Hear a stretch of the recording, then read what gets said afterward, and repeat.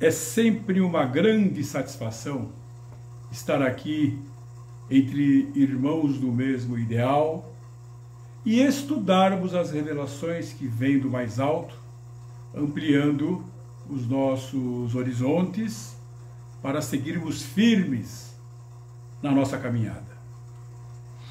A leitura de hoje está no capítulo 162 do livro Pão Nosso, Manifestações Espirituais. Ele inicia com uma passagem, 1 Coríntios, capítulo 12, versículo 7, de Paulo de Tarso, onde ele diz: mas a manifestação do Espírito é dada a cada um para o que for útil. E o texto de Emmanuel, com a revivescência do cristianismo puro, nos agrupamentos do Espiritismo com Jesus, verifica-se idêntica preocupação às que torturavam os aprendizes nos tempos apostólicos, no que se refere à mediunidade. A maioria dos trabalhadores na evangelização inquieta-se pelo desenvolvimento imediato de faculdades incipientes. Em determinados centros de serviço, exigem-se realizações superiores às possibilidades de que dispõem. Em outros, sonha-se com fenômenos de grande alcance. O problema, no entanto, não se resume a aquisições de exterior. Enriqueça o homem a própria iluminação íntima, intensifique o poder espiritual através do conhecimento e do amor, e entrará na posse de tesouros eternos, de modo natural. Muitos aprendizes desejariam ser grandes videntes ou admiráveis reveladores, embalados na perspectiva de superioridade, mas não se abalançam, nem mesmo a meditar no suor da conquista sublime. Inclinam-se aos proventos, mas não cogitam do esforço. Nesse sentido, é interessante recordar que Simão Pedro, cujo espírito se sentia tão bem com o Mestre Glorioso no Tabor, não suportou as angústias do amigo flagelado no Calvário. É justo que os discípulos pretendam o engrandecimento espiritual. Todavia, quem possua a faculdade humilde, não a despreze porque o irmão mais próximo seja detentor de qualidades mais expressivas. Trabalhe cada um com o material que lhe foi confiado, convicto de que o Supremo Senhor não atende no problema de manifestações espirituais conforme o capricho humano, mas sim de acordo com a utilidade geral. Agradecemos os nossos mentores, aos nossos irmãos guardiões encarregados da limpeza, da higienização, do ambiente, dos nossos campos mediúnicos. Agradecemos aos nossos irmãos guardiões encarregados da segurança. Agradecemos ao mentor espiritual da ABE-BM-TV, nos elevando a Maria de Nazaré, Mãe de Jesus, a nossa Mãe espiritual. E a nossa querida Mãe nos eleva ao Mestre Jesus. Querido Mestre, estamos reunidos em seu nome para a realização de mais uma tarefa e agradecemos a Deus, nosso Pai, por esta oportunidade, elevando a prece que nos foi ensinada no Sermão do Monte. Pai nosso que estais nos céus, santificado seja o vosso nome. Venha a nós o vosso reino, seja feita a vossa vontade, assim na terra como nos céus. O pão nosso de cada dia nos dai hoje. Perdoa as nossas dívidas, assim como perdoamos os nossos devedores. E não nos deixes cair em tentação. Livra-nos do mal. Que assim seja. Graças a Deus. Bom, gente, o tema de hoje é fenômenos mediúnicos e anímicos no Antigo Testamento e no Novo Testamento. As vivências mediúnicas são encontradas nas maiores civilizações e têm um grande impacto na sociedade. Egípcios, maias, tribos indígenas e africanas, todos conversavam com os mortos.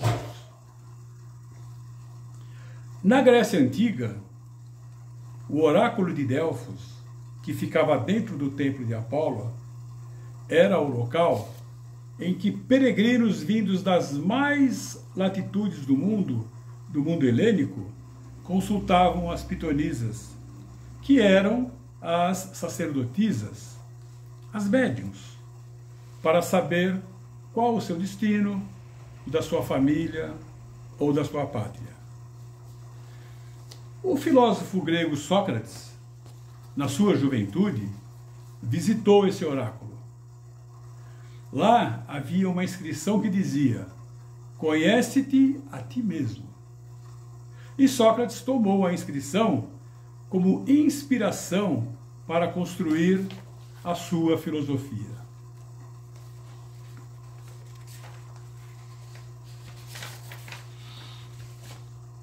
Como vemos nesse relato, os fenômenos mediúnicos não estão restritos e não surgiram com o advento do Espiritismo.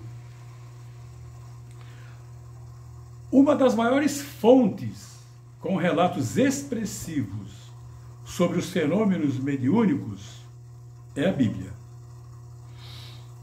As profecias nela relatadas são caracterizadas como formas de manifestação divina. Portanto, os profetas são os intermediários na relação da espiritualidade com os homens. No programa Pinga Fogo da TV Tupi, em 1971, Francisco Cândido Xavier disse nesses termos, abre aspas, o primeiro livro que veio para a humanidade do mundo espiritual é um livro de pedra, os 10 Mandamentos, trazido por Moisés.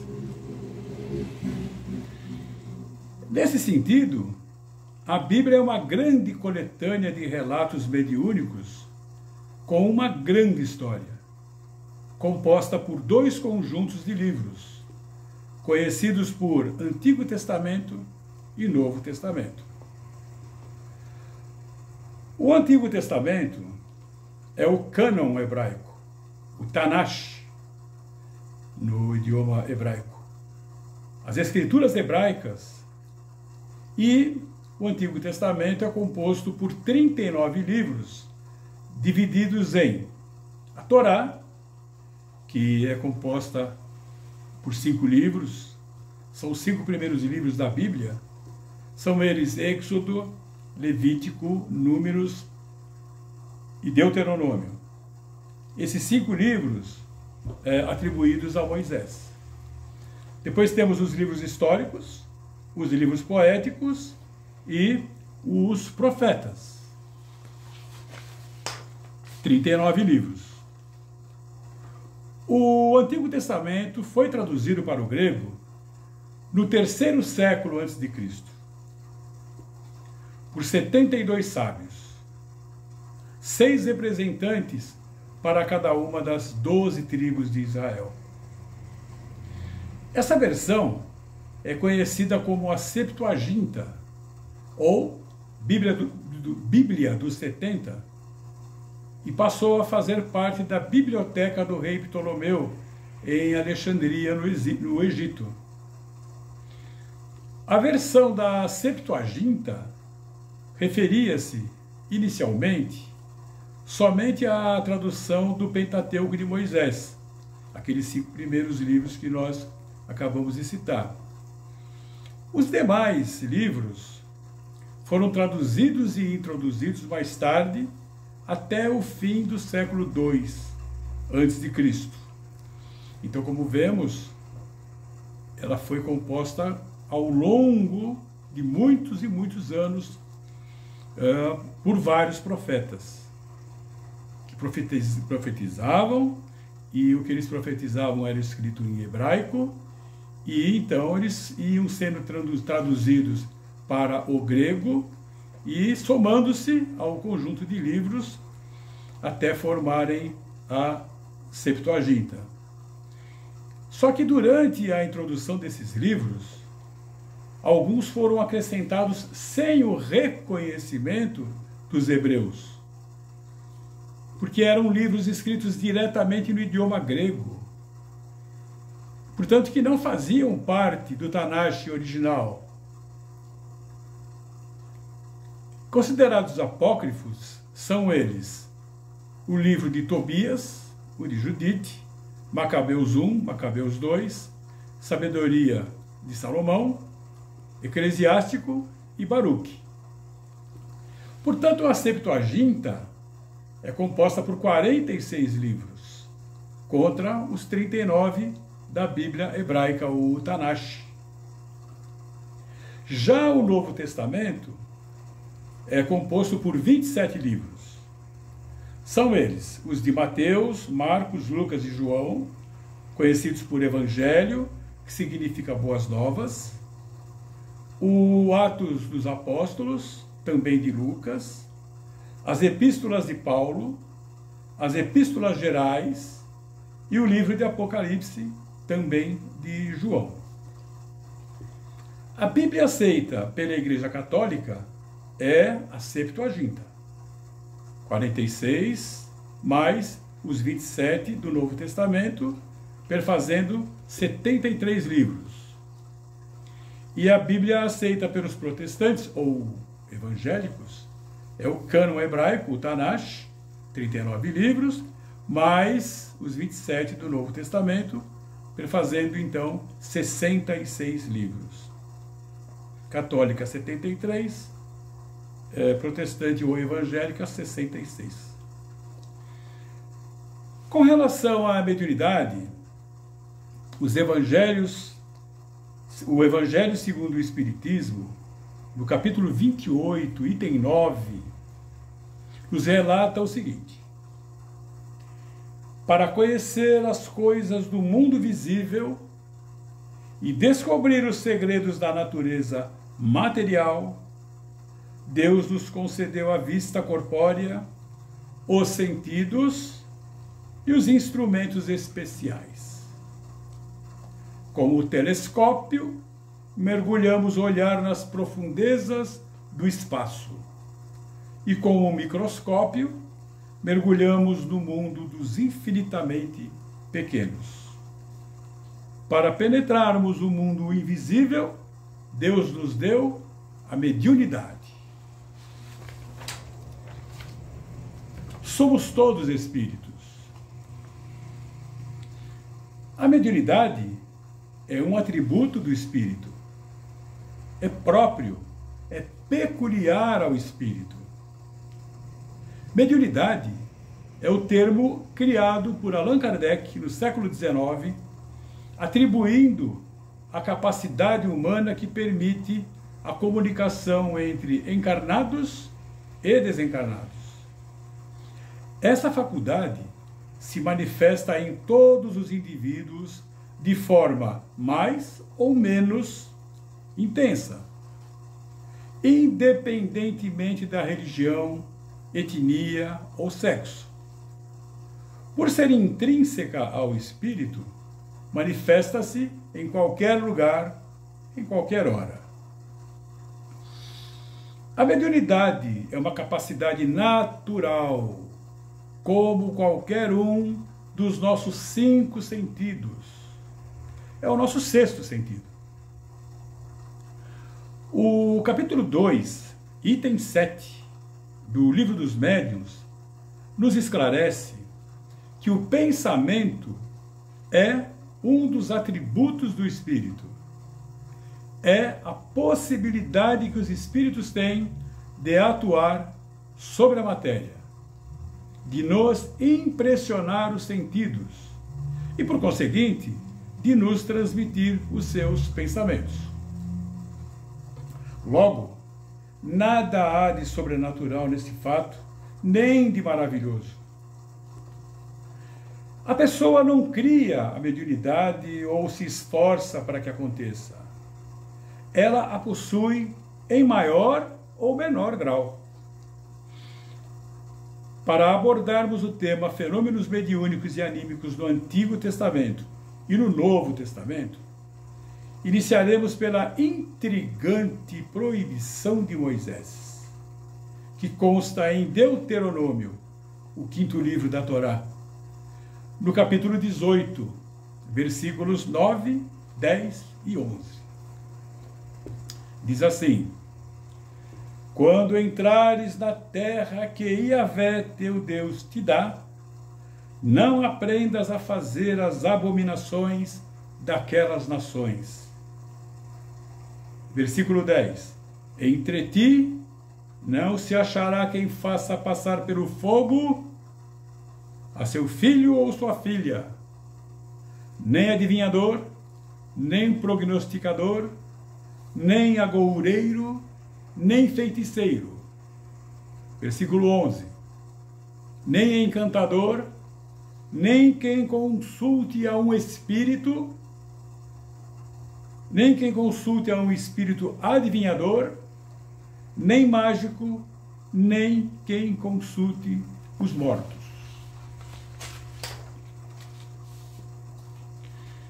Nas passagens, versículo 9, as abominações daquelas nações, e versículo 10, entre ti não se achará quem faça passar pelo fogo a seu filho ou a sua filha, é provável que Moisés estivesse se referindo às práticas dos fenícios, um dos vários povos que habitavam Canaã, no período em que ele, Moisés, comandando o povo hebreu, atravessavam o deserto rumo àquele local.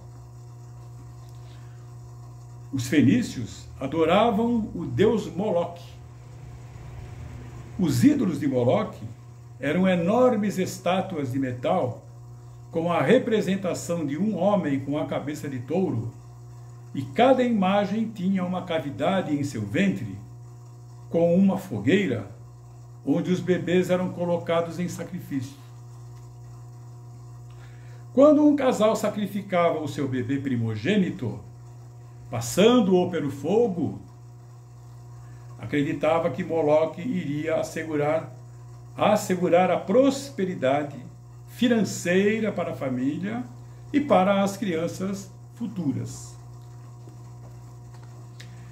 O trecho que nem consulte os mortos, no final do versículo 11, é hoje utilizado por muitos como uma proibição pura e simples de se consultar espíritos. É considerado um ato herético, quando, na verdade, Moisés, que manteve contato com a espiritualidade durante todo o tempo, como vemos em seus livros da Torá, Gênesis, Êxodo, Levítico, Números e o próprio Deuteronômio, proibiu o exagero, a má utilização dessa faculdade e a má fé. A proibição fez sentido porque naquela época, cerca de 3.500 anos atrás, a humanidade encontrava-se no estágio de infância espiritual, com o nível de consciência recém-saído da animalidade. E, portanto, não preparada para o exercício da mediunidade com fins terapêuticos, caridosos e curadores. Sobre esse versículo, versículo 11, Emmanuel, em seu livro O Consolador, na questão 274, esclarece. Pergunta: qual a intenção de Moisés no Deuteronômio, recomendando que ninguém interrogasse os mortos para saber a verdade? Resposta: antes de tudo, faz-se preciso considerar que a afirmativa tem sido objeto injusto de largas discussões por parte dos adversários da nova revelação que o Espiritismo trouxe aos homens na sua feição de consolador. As expressões sectárias, todavia, devem considerar que a época de Moisés não comportava as indagações do indivíduo, do invisível. Repetido.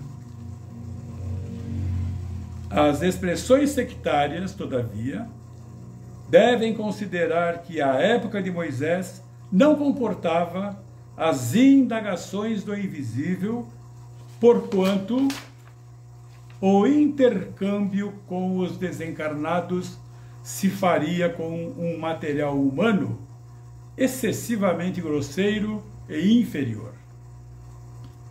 Passados os séculos, o profeta Joel nos traz a grande promessa de Yahvé. E diz assim, Joel capítulo 2, versículo 28. E há de ser que depois derramarei o meu espírito sobre toda a carne, e vossos filhos e vossas filhas profetizarão. Os vossos velhos terão sonhos, os vossos jovens terão visões. Então, em tempos oportunos, quando os homens estivessem mais evoluídos, mais maduros, o Criador derramaria o seu espírito sobre toda a carne. Esse é o significado da promessa que Joel nos traz com a sua mediunidade, promessa de Yahvé para todos nós. E assim foi.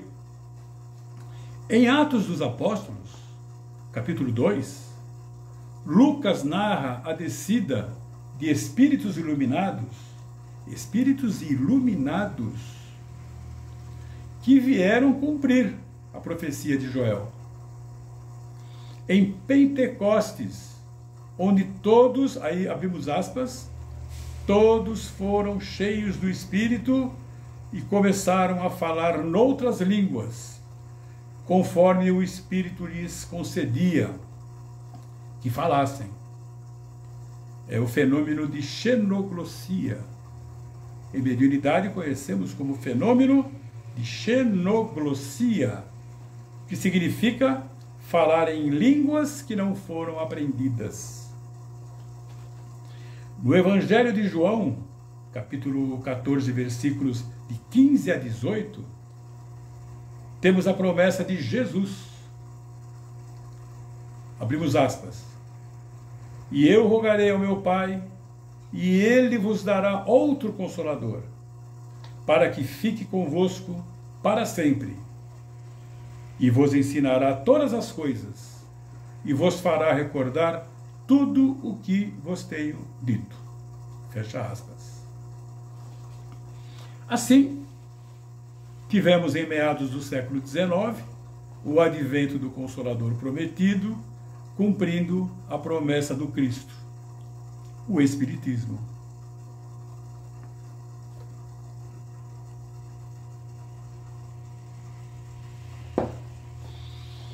Por ser um assunto muito amplo, e o tempo nosso aqui é exíguo, citaremos algumas passagens sobre a mediunidade no Antigo Testamento. Em Gênesis, temos alguns pontos que eu coloquei aqui, não leremos o texto na íntegra, porque nosso tempo é exíguo, mas eu vou fazer algumas citações. Depois poderemos conferir lá no Antigo Testamento. Então, em Gênesis, Noé recebe a incumbência de fazer uma arca de madeira, a famosa arca de Noé. Recebe de quem a incumbência? Da espiritualidade, mediunidade de audiência. Depois temos outro aqui, o diálogo entre Yahvé e Abraão sobre o início de sua missão. Capítulo 12, versículo 1 diz assim: O Senhor disse a Abraão: sai-te da tua terra, da tua parentela e da casa de teu pai, para a terra que eu te mostrarei. Depois do versículo 7, do capítulo 12 ainda. E apareceu o Senhor a Abraão e disse: à tua descendência darei esta terra. E edificou Abraão um altar ao Senhor que lhe aparecera. Depois temos o diálogo de Agar, a serva egípcia de Abraão, com um anjo, o espírito de Yahvé, sobre a incumbência dela, Agar, de ser mãe de Ismael, que foi o primeiro filho de Abraão. Então Agar teve aqui nesse momento uma mediunidade de vidência e audiência. Outra passagem aqui de Gênesis. Abraão é visitado por 3 homens que eram espíritos materializados, que lhe anunciam o nascimento de seu filho Isaque. Ou seja, esse foi o seu segundo filho. E esse seu segundo filho foi com Sara, que era sua esposa. Aqui tivemos então um fenômeno de materialização de espírito. Depois, um anjo, espírito de Deus, desce ao Monte Moriá e impede que Abraão sacrifique Isaque, seu próprio filho. Essa passagem também é bastante conhecida. Mediunidade de clarividência e clareaudiência. Outra passagem ainda, tudo isso aqui é em Gênesis.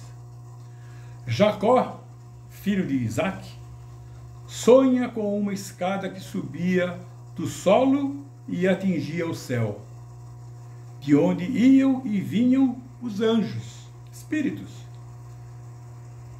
anjos de Deus.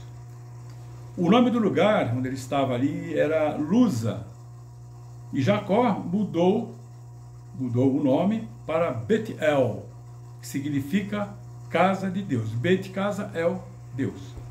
Betel, mediunidade onírica.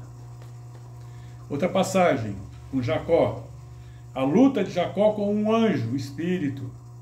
Aqui um espírito materializado, ele está lutando com o espírito.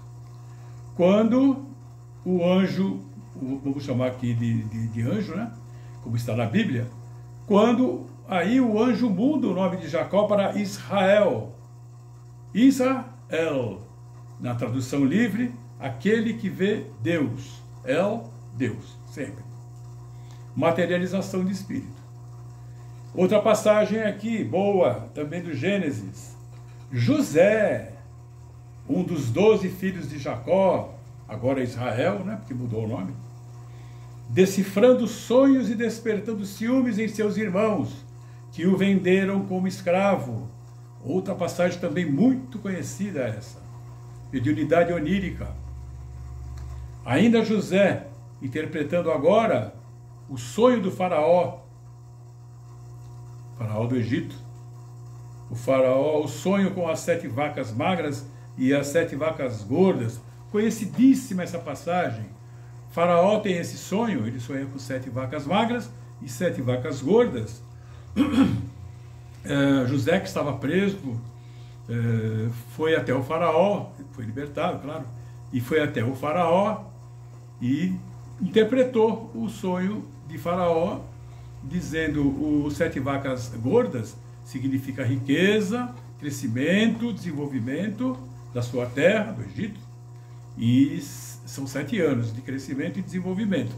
E 7 vacas magras serão 7 anos de escassez. Então o Senhor, durante 7 anos das vacas gordas, reserve os alimentos, os bens que puder, para depois suportar os 7 anos seguintes de vacas magras. E isso fez com que depois José passasse a ser o braço direito do faraó.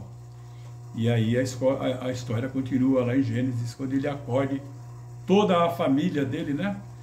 Aqueles 11 irmãos que o venderam como escravo depois, e o pai dele também, que era Jacó, foram acolhidos por ele lá no Egito. E depois passamos para Êxodo. Em Êxodo temos a sarça ardente. Essa passagem também é muito conhecida.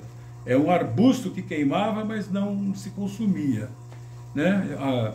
Apareceu para Moisés. Moisés estava no Monte Sinai e de repente aparece essa sarça ardente, esse arbusto que queimava, onde o anjo de Deus, o Espírito, manifesta-se a Moisés. Ele gera essa combustão espontânea. E o fenômeno de voz direta que saía dessa sarça ardente, e a mediunidade de audiência de Moisés, que ouviu a voz que o chamava. O chamava para que ele iniciasse a sua grande missão de libertar o povo hebreu que estava escravizado no Egito, né? Ele iria fazer essa libertação para levá-los a Canaã, em Êxodo. E o restante dos capítulos 3 e 4 do Êxodo trata-se de um completo diálogo entre Moisés e esse anjo da sarça ardente, né? Esse espírito, sobre essa libertação do povo hebreu da escravidão no Egito. Os diversos fenômenos de efeito físico realizados pelo médium Moisés, né?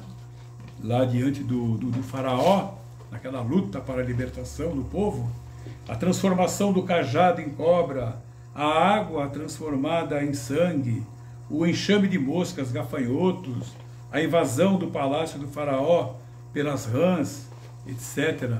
Todas elas manifestações mediúnicas, e não só manifestação mediúnica, como o cajado de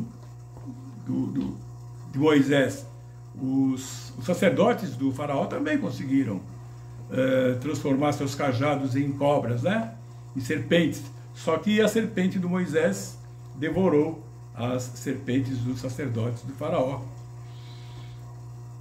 E também temos aqui o longo diálogo de Yahvé com Moisés, referente aos 10 mandamentos. E então está assim lá em Êxodo.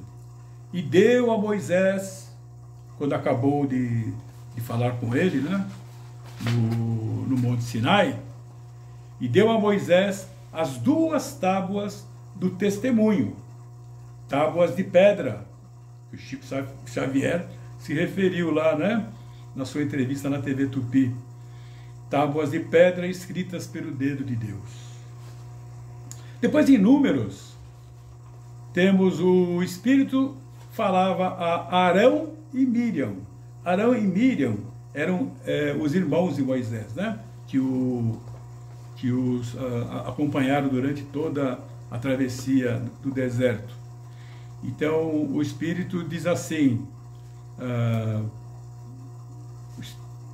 trazendo a mensagem de Yahvé, o Espírito diz assim: ouvi agora as minhas palavras. Se entre vós houver profeta, ou seja, médium, eu, o Senhor, em visão a ele me farei conhecer, ou em sonhos falarei com ele. Não é assim com o meu servo Moisés, que é fiel em toda a minha casa. Boca a boca falo com ele claramente, e não por enigmas, pois ele vê a semelhança do Senhor. Está lá em Êxodo. Desculpe, está lá em Números agora, né? Essa passagem já é de Números. No livro 1 de Samuel, nós temos essa passagem de Saul. Saul vai à casa da pitonisa, oráculo, né? Pitonisa é a médium, em Endor, uma localidade chamada Endor. E mesmo com a proibição de Moisés, lembram da proibição de Moisés? Saul conversa com o espírito de Samuel, que já estava desencarnado. E no livro 2 de Samuel, o profeta Natã, médium, é enviado por Deus para repreender ao rei Davi, que havia se deitado com Betsabeia, a mulher de Urias. Depois, no livro 1 dos Reis, a história do grande profeta, médium, Elias, conhecidíssimo Elias, com todos os fenômenos mediúnicos por ele realizados. Chamamos a atenção aqui para o capítulo 18, versículos de 30 a 40, onde ocorre o fenômeno de efeito físico, chamado pirogenia, provocado por intermédio de Elias, em uma disputa com os sacerdotes do deus Baal. Para provar o poder de Deus, do deus Yahvé, Elias pede que encharquem um monte de lenha com muita água, para depois torná-lo uma grande fogueira. Essa passagem também é conhecidíssima, principalmente por nós espíritas, né? E em seguida, ele mandou degolar os 400 profetas ali presentes, profetas do deus Baal. Também essa passagem muito conhecida, porque nós sabemos, nós espíritas, que depois Elias reencarnaria como João, e João Batista, que também depois seria degolado. Lei de ação e reação, ou causa e efeito, né? Enfim, em Isaías, um dos maiores profetas do Antigo Testamento, pelo menos é o mais conhecido, né? Isaías, capítulo 7, versículo 14, nós temos o seguinte: pois sabei que o Eterno, o Senhor, Ele mesmo vos dará um sinal. Eis que a virgem ficará grávida e dará à luz um filho, e o nome dele será Emanuel, que significa Deus conosco. Emanuel, El, sempre Deus, né? Deus conosco, profetizando sobre o nascimento do Cristo Jesus. Antes de nos referirmos à mediunidade no Novo Testamento, vamos elucidar o que são os anjos na Bíblia. A palavra hebraica malash significa mensageiro, que a tradução grega para a Septuaginta chamou de ângelos, anjos.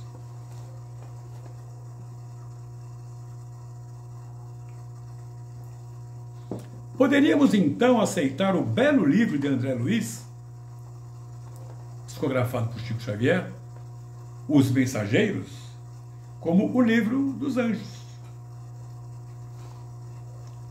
Vejamos alguns fatos mediúnicos narrados por Mateus no Novo Testamento.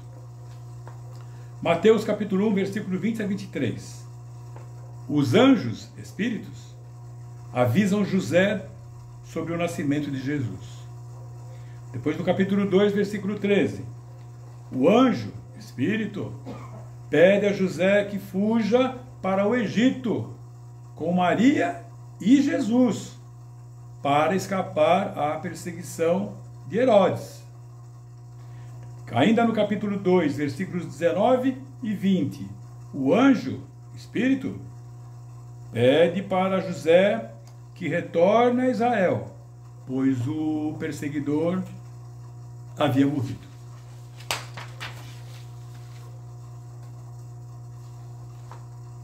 Depois temos aqui, sim, antes, o anjo é o mensageiro Gabriel. Esse anjo que Mateus se refere aqui várias vezes, é conhecido como anjo Gabriel, espírito.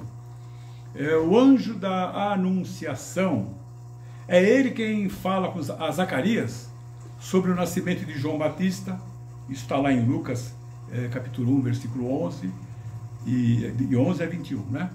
E também anuncia a Maria sobre o nascimento de Jesus. Também em Lucas, capítulo 1 também, versículos 26 a 37. Voltando a Mateus capítulo 17, versículos de 1 a 9. Aqui ele narra um fenômeno mediúnico dos mais marcantes: a transfiguração. Na altura do Monte Tabor. Começa assim, vai do versículo 1 a 9. Versículo 1. Tomou Jesus consigo a Pedro, a Tiago e a João, 3 dos seus discípulos, e os conduziu em particular ao alto do Monte Tabor. E transfigurou-se diante deles. E o seu rosto resplandeceu como o sol, e as suas vestes se tornaram brancas como a luz. E eis que lhe apareceram Moisés e Elias, falando com ele. E Pedro, tomando a palavra, disse a Jesus: Senhor, bom é estarmos aqui. Se quiseres, façamos aqui 3 tabernáculos, um para ti, um para Moisés e um para Elias. E, estando ele ainda a falar, eis que uma nuvem luminosa os cobriu. E na nuvem, ou da nuvem, saiu uma voz que dizia: Este é o meu amado Filho, em quem me comprazo. Escutai-o. E os discípulos, ouvindo isto, caíram sobre os seus rostos e tiveram grande medo. E aproximando-se Jesus, tocou-lhes e disse: Levantai-vos e não tenhais medo. E erguendo eles os olhos, ninguém viram senão unicamente a Jesus. E descendo eles do monte, Jesus lhe ordenou, dizendo: A ninguém conteis a visão, até que o Filho do Homem seja ressuscitado dentre os mortos. Interessantíssimo isso. Emmanuel, em resposta à questão 382 do livro O Consolador, esclarece: a mediunidade é aquela luz que seria derramada sobre toda a carne. Lembram? Profecia de Joel? E prometida pelo Divino Mestre aos tempos do Consolador, atualmente em curso na Terra. Sendo luz que brilha na carne, a mediunidade é atributo do espírito, patrimônio da alma imortal, elemento renovador da posição moral da criatura terrena, enriquecendo todos os seus valores no capítulo da virtude e da inteligência, sempre que se encontre ligada aos princípios evangélicos na sua trajetória pela face do mundo. Então façamos aqui a seguinte reflexão. Primeiro, a proibição da mediunidade por Moisés. Porque a sua época não comportava as indagações do invisível, lembram? Porquanto o intercâmbio com os desencarnados se faria com um material humano excessivamente grosseiro e inferior, como disse Emmanuel.